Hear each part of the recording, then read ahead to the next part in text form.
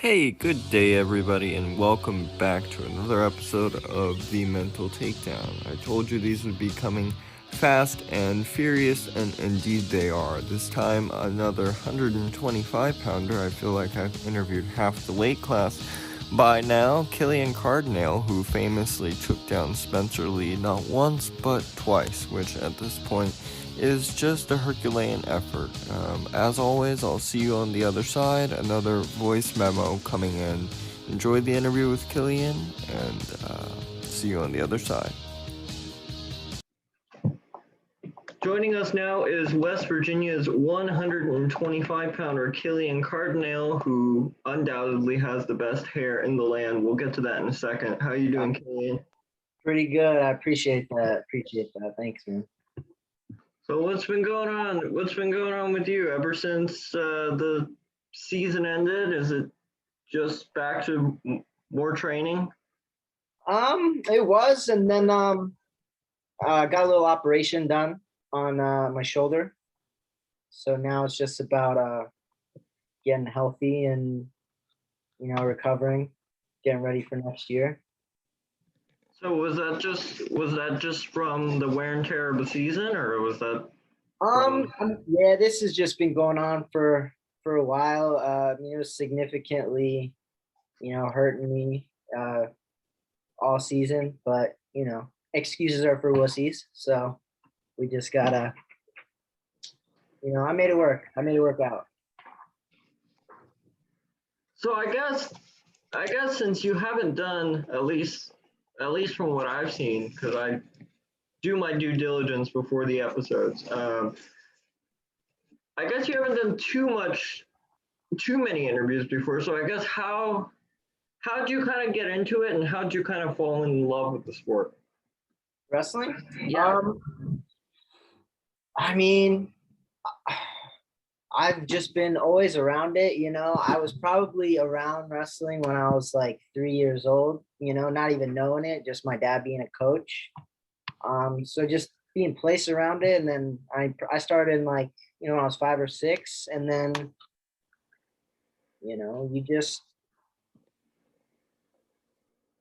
I fell in love with it somehow. I don't know how, if it was just the practices, because I don't remember a lot from when I was real young, but I remember middle school is when I kind of started to do things on my own. Like I wasn't going to practice because I had to be there, because I wanted to go.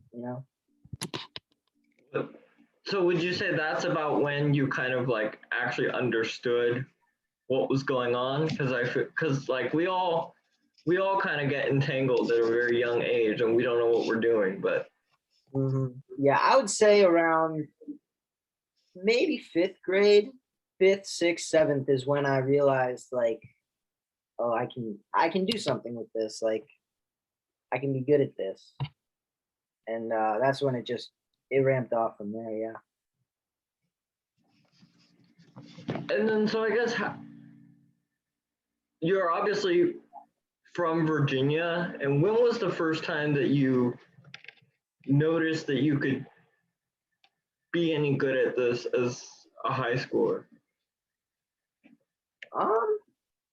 In my area, I was always like pretty solid. I mean, Virginia, we're not really known as like powerhouse wrestling, but I mean, I would say in middle school, like the same thing. I saw like my potential to be good, and I don't know. I just noticed that I was different than everyone else. Like I would put in more work. I would maybe show up early or stay later. Just like these little things I noticed separated me from the other wrestlers I was around, even at a very young age. And then, so I guess, when was the first time that you kind of incorporated the mental aspect of wrestling into, or let's put it this way, that you consciously thought about other than the physical aspect of wrestling? I mean, it's probably in high school, but I would say in the past 2 years, I've elevated. I've jumped levels more up here than anything the past 2 years for sure. I mean, I've always been like big on the mental side of wrestling, but the past 2 years has been completely different. And is that something you can lay your finger on as to what it is, or is it because these things are? I've said this so many times that it's so much harder to quantify up here than like the number of takedowns you get and whatnot. Yeah.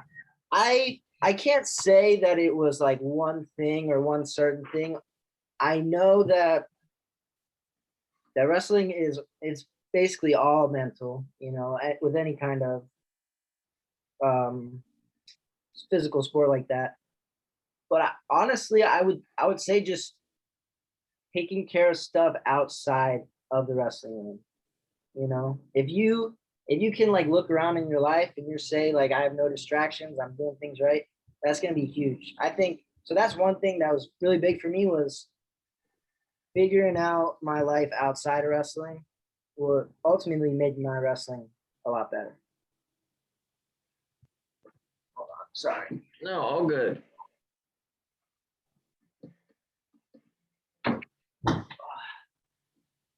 Roommates moving in. So you're still in West Virginia right now? Yeah. Okay.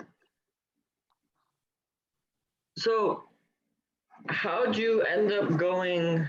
Did you always think that you wanted to go D1 and wrestle for college, or? Yeah, I knew I always wanted to go to some D1 school. I wasn't like a blue chip recruit coming out of high school, so I knew I wanted to go wrestle somewhere.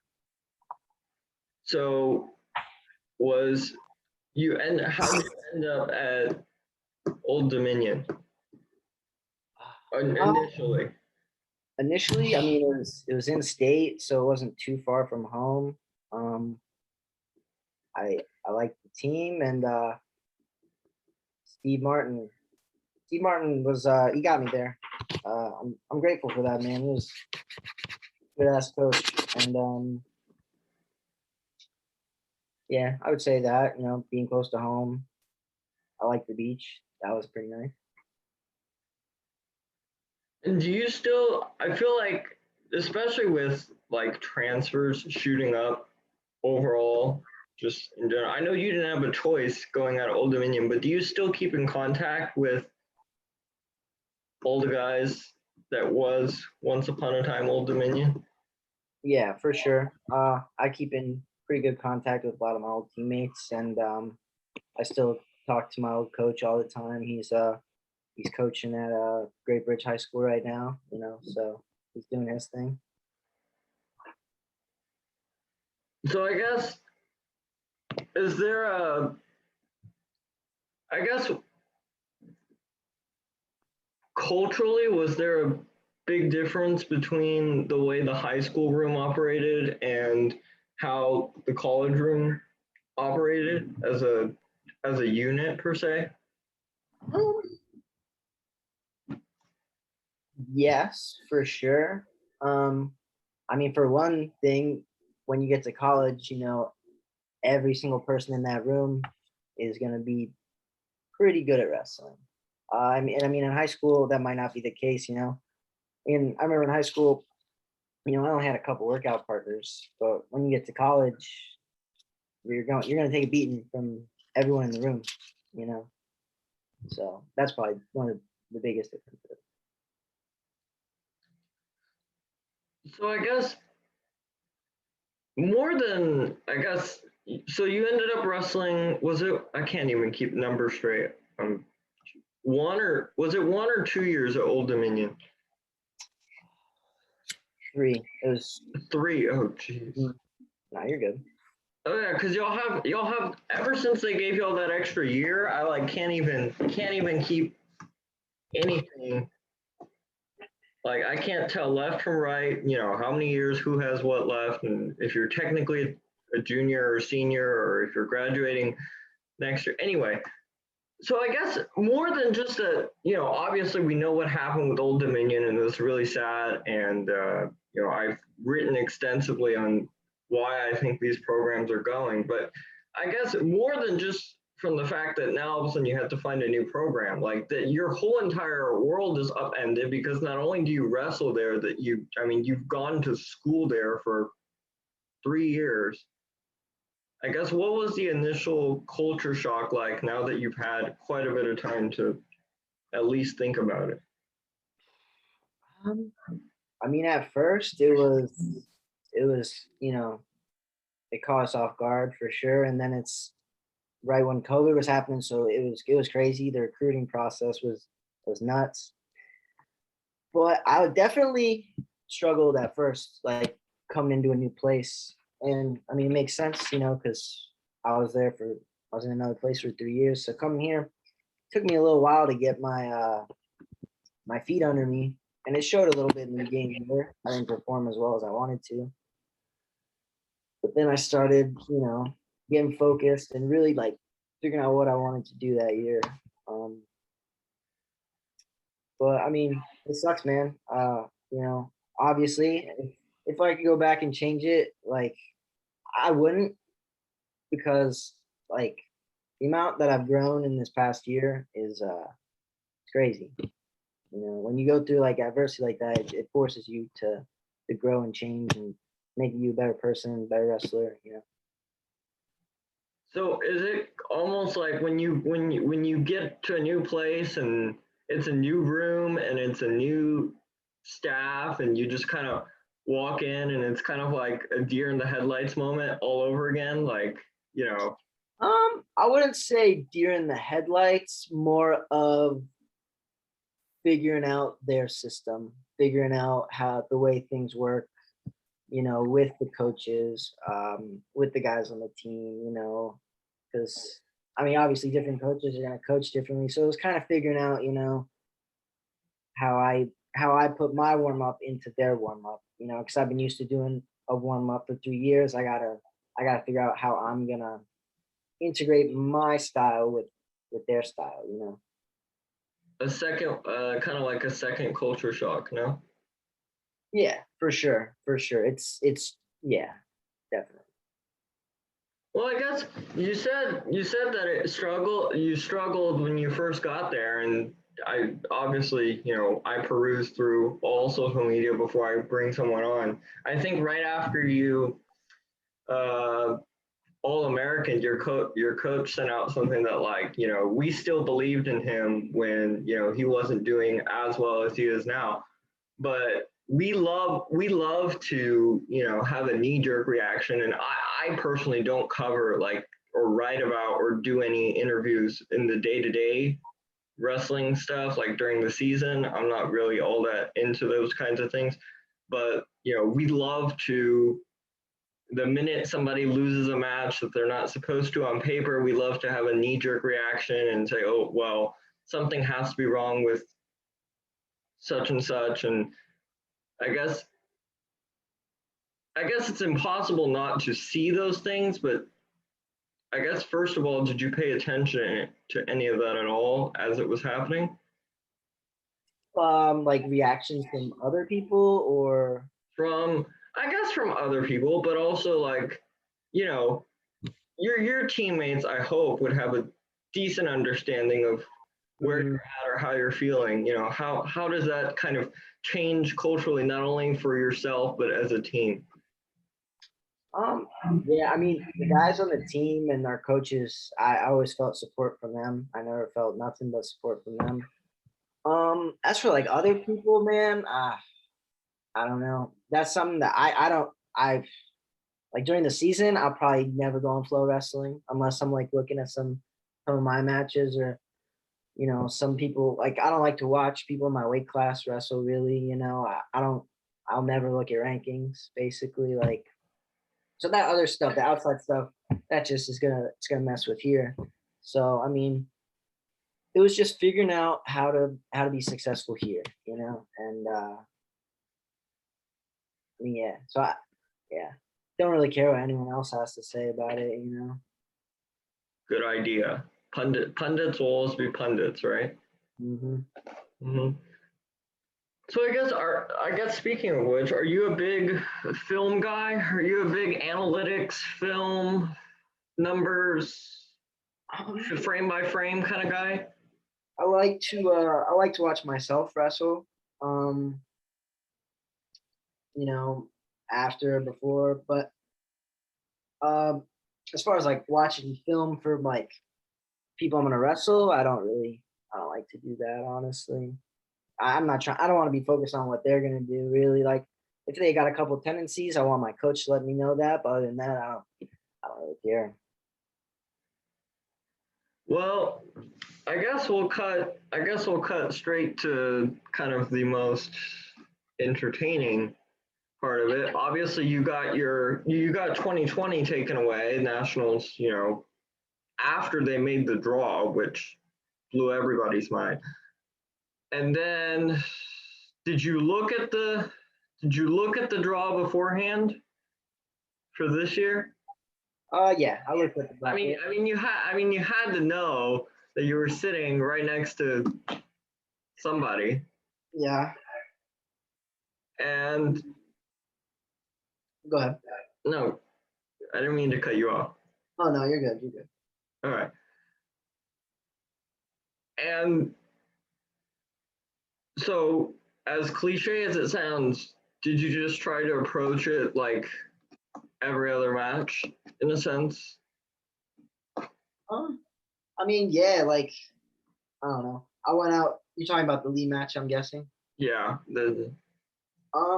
Yeah, man. I don't know. I wanted to go out there and I wanted to give him a match, and I wanted to wrestle him, whether knees or not. We're all dealing with something, but it didn't matter to me. Like I don't know. I just went out there and I don't know. He's not a god, you know what I mean? So I just went out there and thinking that, and I'm gonna wrestle as hard as I can. What happens, happens. I was gonna say him with the banged up knees, you with the banged up shoulder, like no one was feeling exactly 100% that day, but it's probably one of the most entertaining matches of the whole entire tournament.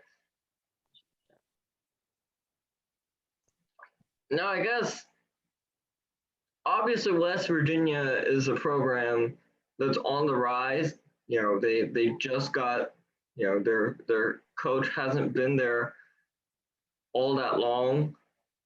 So I guess what do you do in between matches at nationals at a tournament like that where the pressure begins to mount every round? Um, I mean, you gotta be when you're not wrestling, you gotta be staying relaxed.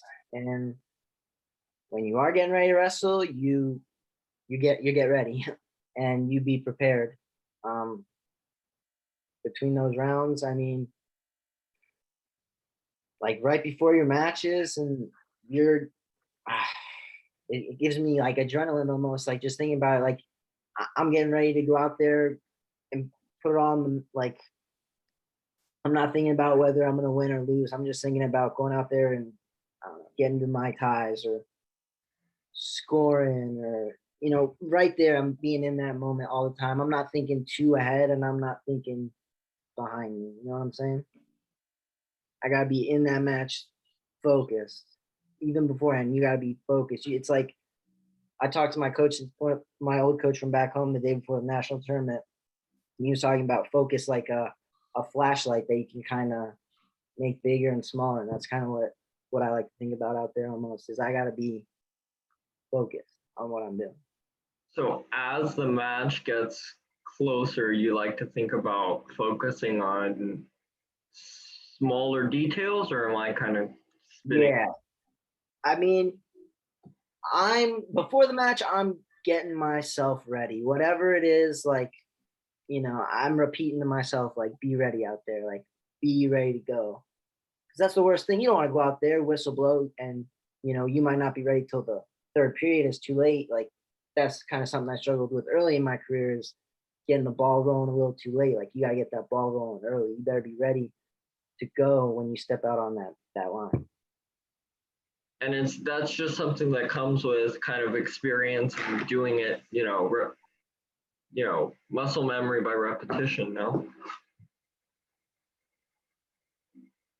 doing all these matches, like, is that something you learn over time by doing more and more, by wrestling more and more matches?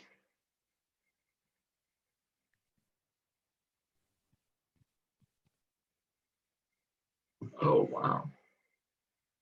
Can you hear me? Did I cut out?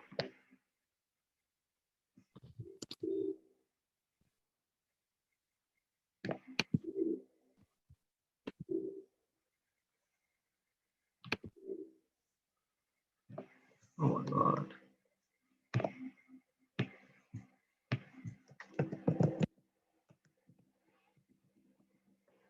Can you hear me all right?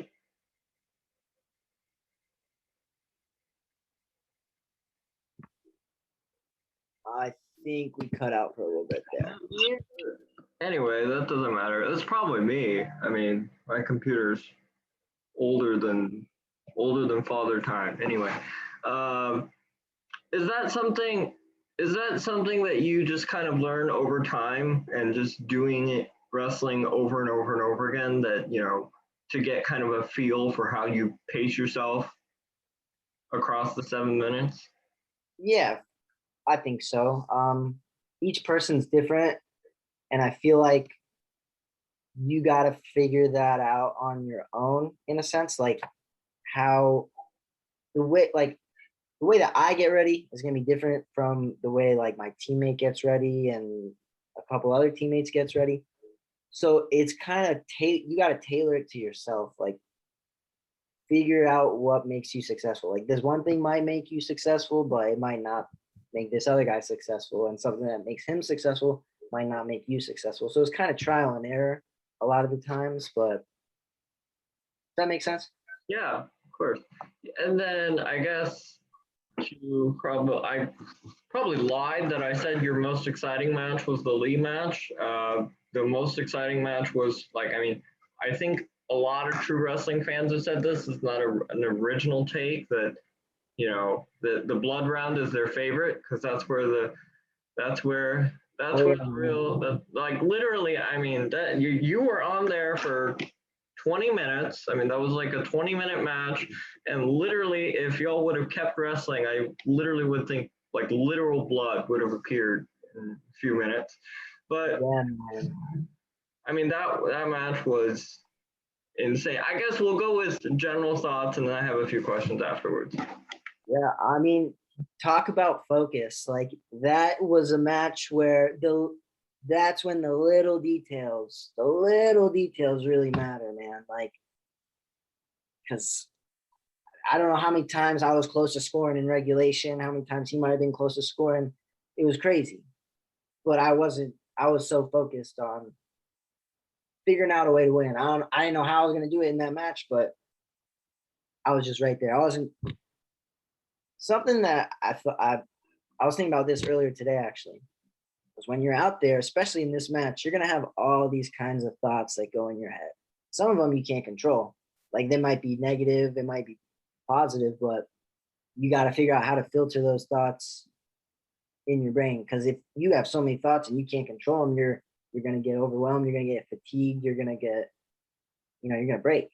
So being able to control what's in your head out there is a skill that's hard to learn. I mean, you kind of answered my next question a little bit, but I mean, I counted maybe 4 or 5 times where you were in on a shot, you were maybe seconds away from scoring. Is that like, did you notice that was happening? And but Oh just, yeah, man. I mean, I was getting to his legs a lot. I mean, Kid Russ, he's a scrapper. All respect to Camacho. He's a good wrestler for sure. He's a good defensive wrestler. That's I was gonna try to beat me, but yeah, I'm a bad matchup for him for sure. And so I was just trying to score, man. And do you think it would have been like a match that maybe you said you've grown so much 2 years ago, maybe even just last year, had you been in that same situation, maybe things would have turned out differently, and maybe that was the determining factor in winning and losing and making it onto the podium. Yeah, man. Like I said, it sucks that the program did get cut like that, but everything that's happened on this journey has led me to where I am now. And I mean, I'm grateful for that for sure. Um, And then is it and they also went to the monitor twice, which was the other part I was going to get to.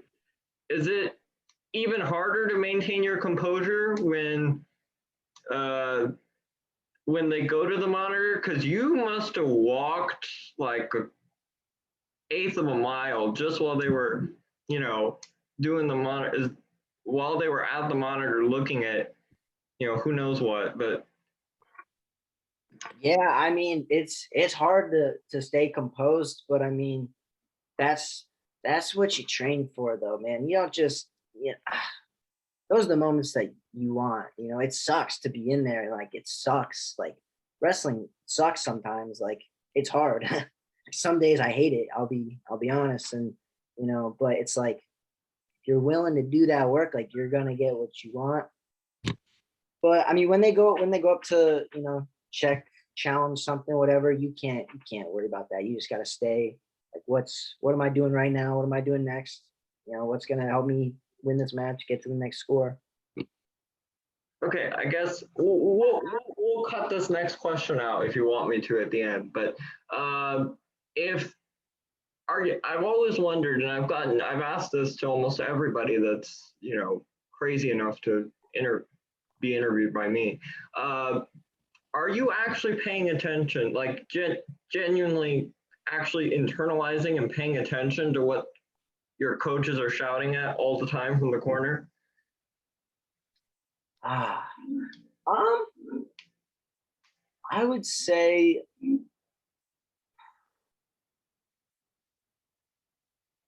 my coaches this year. Um, I mean, I think so. Like, when I'm wrestling, maybe I don't hear everything they're saying, but like, in between whistle blows, I look over. I'm trying to, if they see something that I can't see, then yeah, I'm trying to internalize that for sure.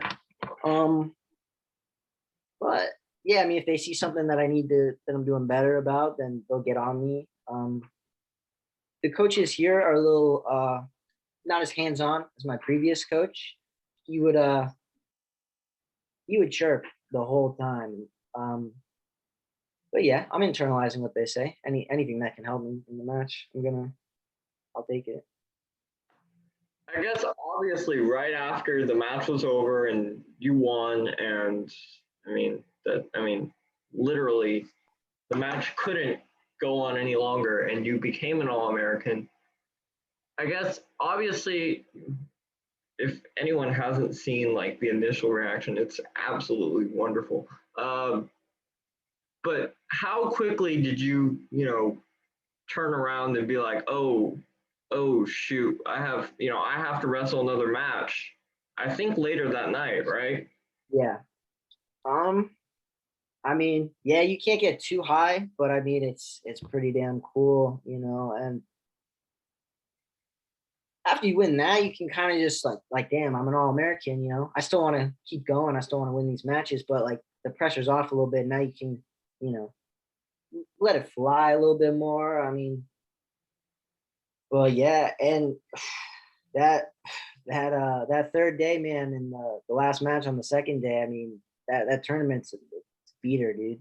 Like, you are hurting so bad by that third day. But yeah, you just got to get ready for the next matches. Enjoy when you get that victory, but get ready for the next one. And is it kind of a sense of pride? And have you talked to the coaches about kind of you being their first All American under their helm? Or is that just kind of like spoken language? We all know it, we're proud of it, and we kind of not move on in a sense, but Um, I think so. I think, they acknowledge it and they're very proud for me for sure. But I think the big thing now, my coaches, they want me to kind of be more of a leader, maybe be a little bit more vocal, maybe because I'm more of a kind of person that would just rather lead by example, like you're gonna see the work I put in, you're gonna see what you can get out of it, hopefully inspire some people. But yeah, I mean, they're all proud of me and it's awesome. Um, but yeah, now we're just we got to get better as a team. Obviously, we got this summer to get better, and we're a super young team, which you can only keep going up, and there's a lot of potential here for sure. We have a lot of potential.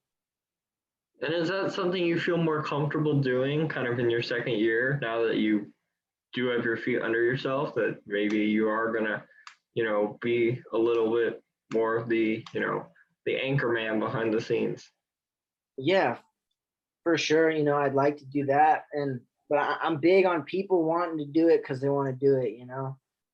Like if you don't want to do it, you're not gonna work hard. You're not gonna care. But so that's a big thing too. Is just you gotta wanna do it, man.